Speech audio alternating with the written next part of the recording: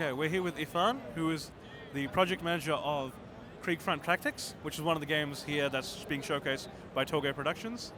Could you give us a rundown on what's the game's based on, what it's about? Well, Kriegsfront Tactics is a game based on we're inspired by Front Mission and XCOM. So the game is based from Southeast Asian Vietnam War-esque, but it's completely fictional. Yeah.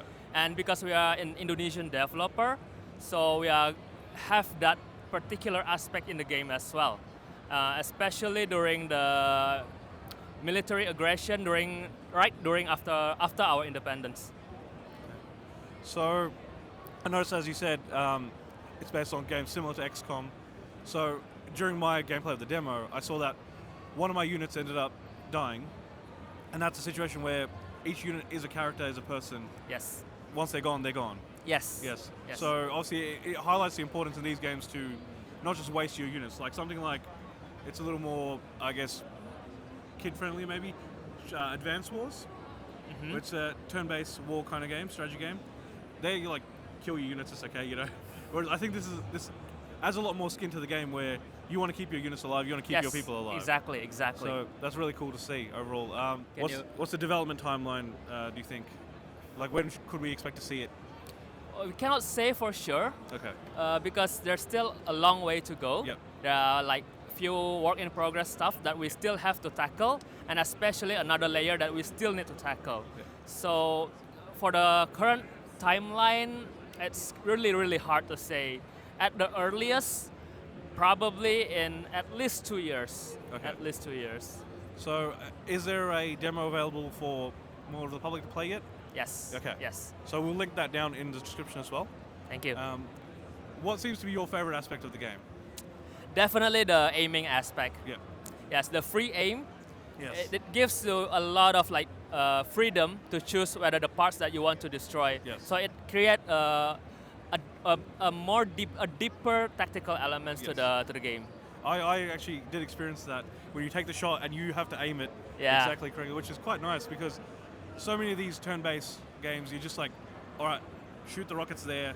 Yeah. There's a chance you get, units die, whatever. Yeah. Whereas this, like, you're actually responsible.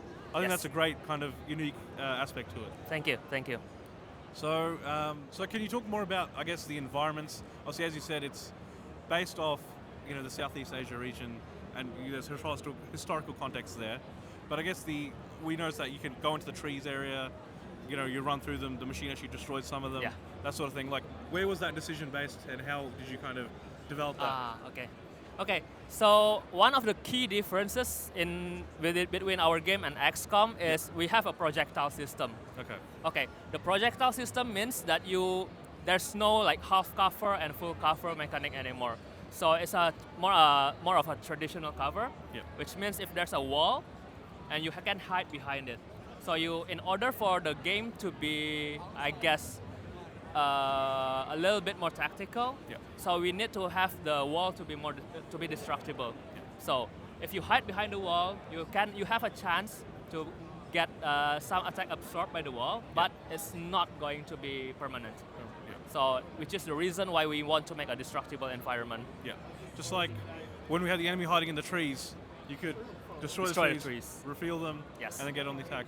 I also love the, I guess, where you're hiding, depending on the enemy, their ability to evade your attacks. Yeah. That was quite a cool thing where, you think you've got the drop on them and they just get out of the way.